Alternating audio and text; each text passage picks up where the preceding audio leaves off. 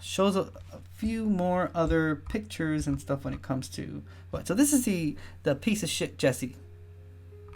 Right here. This piece of crap.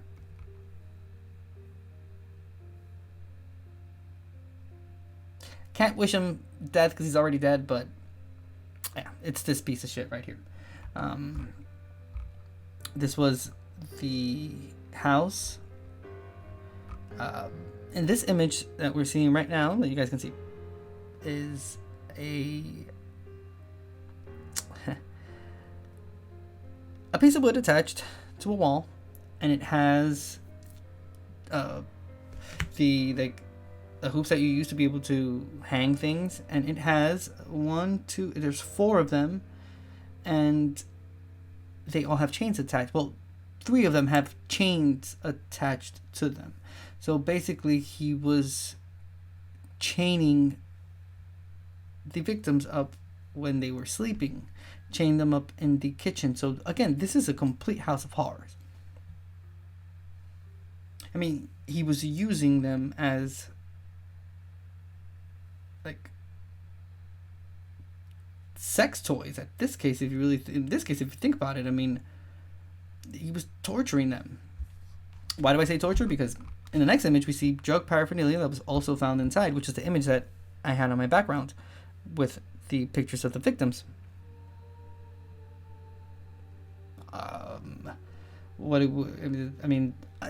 To the left, those are like the accessories for like power tools and whatnot. But to the right, you can obviously see needles. There's this white powdery substance. Could well be meth, could well be cocaine. They don't really describe it there, so maybe when we read it we'll see what drug that is specifically. But yeah, you can obviously tell that there's a whole bunch of like paraphernalia and whatnot, which leads me to believe that he not only was chaining them and holding them against their will, obviously, he was also drugging them to be able to do whatever he wanted with them. See, do we have any more pictures? Okay, so this other one, it's stills of the video that the grandma recorded when she went into the house that had not been sealed off for evidence. Here in this picture we have sex toys. There's the collar that is used. There's a lube. What else do we see in this image? Handcuffs. There's a bag that is attached to a transparent hose that I could only imagine is used for enemas. So yeah, that's a picture of Ivy, and yeah, that's about it. So let's see this video real quick. I think this might be the same video that we just saw, but let's see.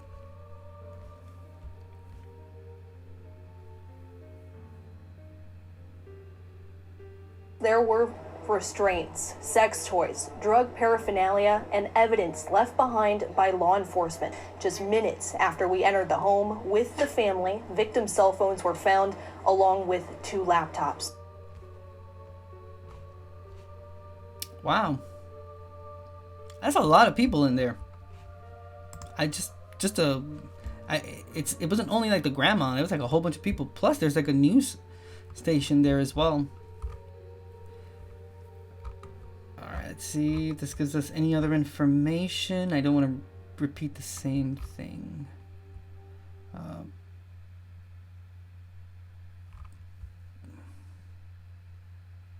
Okay, so it says newly released footage from KFOR shows the inside of McFadden's home, revealing an unsettling living situation. The outlet found multiple beds with restraints throughout the house, as well as various sex toys. So I'm guessing every room there that had a bed had that same collar, chain, holder, and whatnot. The video also reveals various drug paraphernalia and evidence seemingly left behind by law enforcement, including victims' cell phones and 2 laptops. KFOR has since reported that all the evidence they observed has been collected by investigators. though it remains unclear why it was left behind in the home before. Justin Webster, the father of victim Ivy, also reportedly visited the property to review evidence left behind, according to the Daily Mail. During one of his visits to the property, Webster alleged that he found a receipt for padlocks, which were attached to restraints in the home, that reportedly showed McFadden purchased them only days before the murders. Oh, interesting. Webster also claimed to have found a bloody wet wipe, 5 more phones, and additional drug paraphernalia, according to the Daily Mail. So let's see what we know about McFadden. He had previously served 17 years in prison for raping victim Crystal Strong. On Monday, he was due in court to face child pornography charges. McFadden married Guess on May 26, 2022 in an Okmulgee courtroom, according to a marriage license obtained by the U.S. Sun. However, Guess's family was unaware of the nuptials until just a few months ago. We were told they were married on Christmas Eve, Guess's sister Heather told the U.S. Sun. We did not find out that wasn't true until yesterday, Tuesday. No one in my family even knew the wedding took place. They had a wedding cake at our Christmas Eve party. I am not sure how or when they met. They moved in together right around the beginning of 2021, I believe. Let's say horrific murders. Police have said that each victim was shot 1 to 3 times at the time of their deaths last week. They have also indicated that it appears the victims were running away from the shooter. McFadden was found with self-inflicted gunshot wounds. Bitch. Heather has said that she and her family choose not to view the bodies of her sister, nieces, and nephews. I mean, how could you? How could you? I don't blame you, Heather. Not one bit. We didn't have to see their bodies. They identified them through dental records. I wouldn't have the heart to see them like that, she said. I want to remember them the way I knew them. Lively and happy and smiling. Crazy. Okay, what's this one? Okay, this was from May 8th. Wait, hold on. Let me pause this. This is from, like I said, May 8th, 2023. This is from newsnationnow.com. Title says Slumber Party Massacre. Video from inside House of Horrors. Maybe this will be a little bit more detailed, but I don't think it is. We'll still see it, though.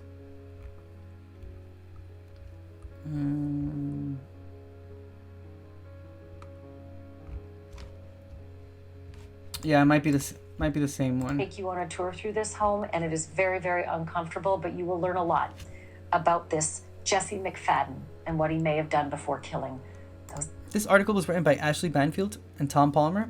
Like I said, newsnationnow.com. This was published May 8th, 2023.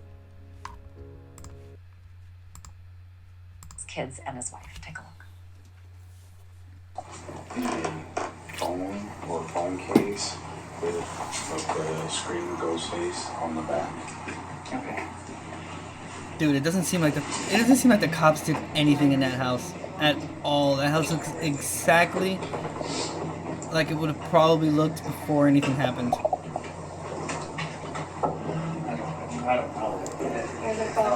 Look at that, all the computers and everything. Yeah, those are Tiffany skates. Tiffany's bad print is the cow print. And the cow slippers over here. Smells. Shit. In our witch. Oh my god. What?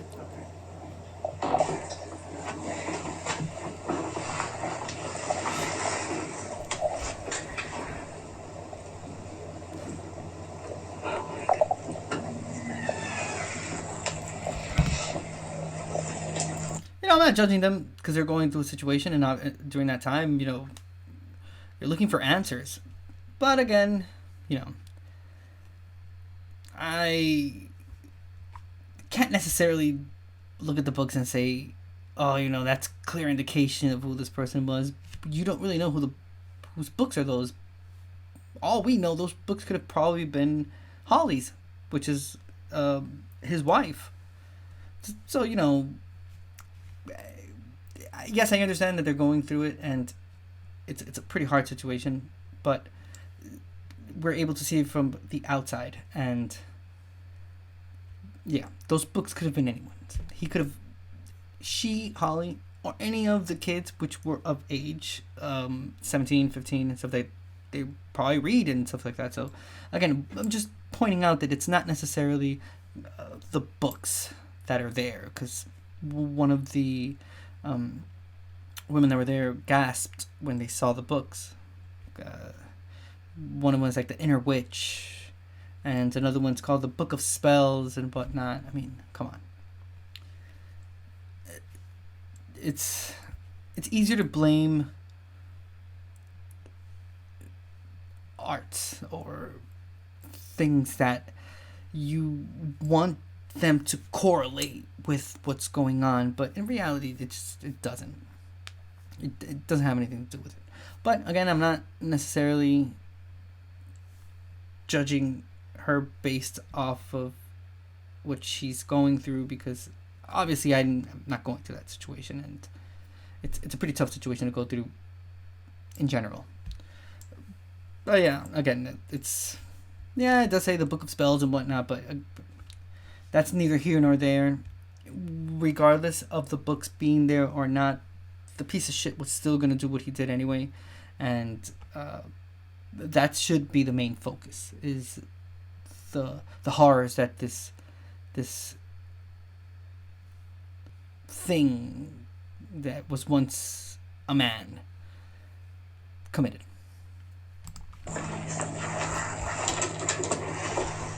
On the floor over there? This is a huge.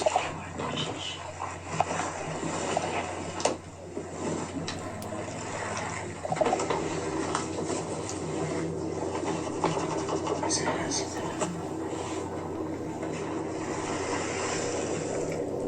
Get the fuck out right here.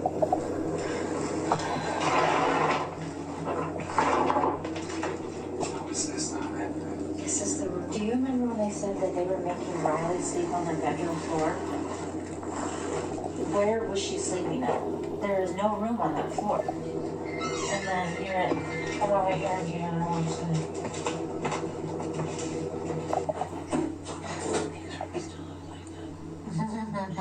Give me something to grab.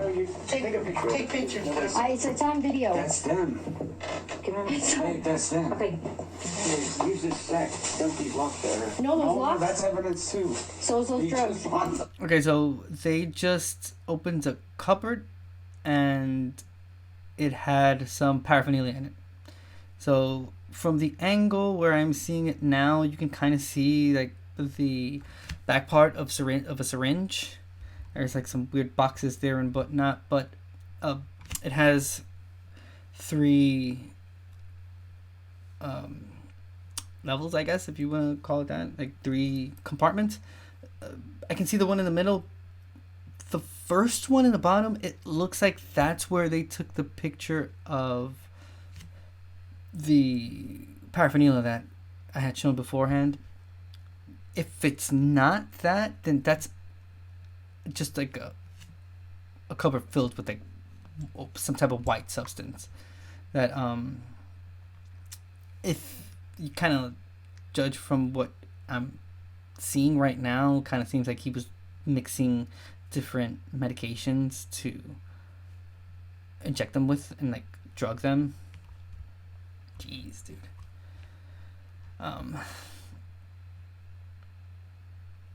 Shout out to the family for just like going into the house like that, and